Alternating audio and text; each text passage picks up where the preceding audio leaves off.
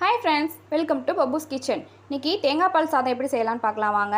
நான் 1 கப் ரைஸ்க்கு 2 கப்பு தேங்காய் பால் எடுத்து வச்சுருக்கேன். ஒரு பெரிய வெங்காயம், பட்டை, கிராம்பு, ஏலக்காய், இஞ்சி பூண்டு பேஸ்ட்டு 1 ஸ்பூனு, 3 பச்சை மிளகாய், புதினா. வாங்க தாளித்து விட்டுடலாம்.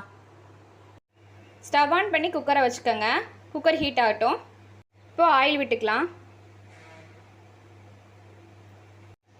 இப்போ எண்ணெய் காஞ்சிருச்சு. பட்டை, கிராம்பு, ஏலக்காய் சேர்த்துக்கலாம். இப்போது வெங்காயத்தை சேர்த்துக்கலாம்.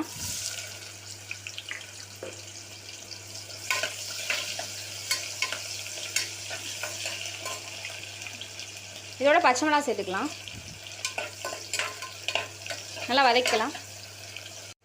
இதோட இஞ்சி பூண்டு சேர்த்து போட்டு வதக்கலாம்.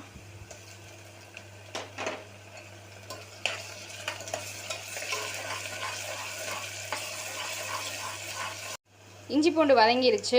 இதோட கொஞ்சம் புதினா சேர்த்துக்கலாம். இப்போ எல்லாம் வதங்கிருச்சு.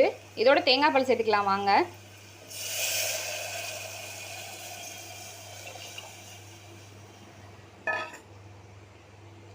இப்போ உப்பு சேர்த்துக்கலாம்.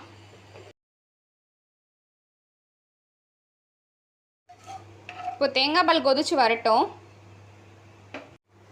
இப்போது தேங்காய் பால் கொதி வந்துருச்சு. இதோட அரிசி சேர்த்துக்கலாம் வாங்க.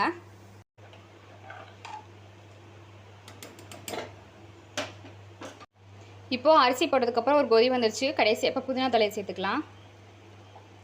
இப்போ லிட் போட்டு மூடி வச்சு 2 விசில் விட்டு எடுத்துக்கலாம் ஃப்ரெண்ட்ஸ். அவ்வளோதான் ஃப்ரெண்ட்ஸ், சுட சுட தேங்காய் பால் சாதம் ரெடி.